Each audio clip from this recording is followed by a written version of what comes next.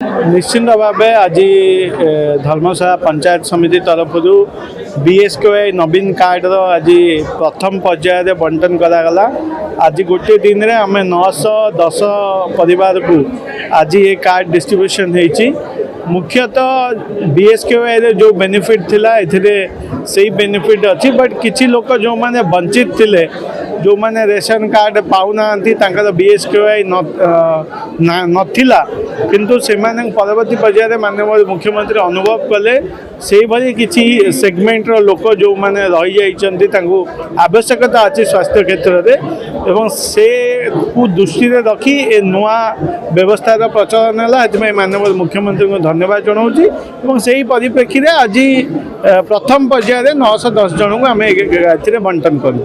BSKY नवीन card रे आमर धर्मशाला block रे 50 पंचायत 3000 ऊपर लोक एप्लिकेशन करते।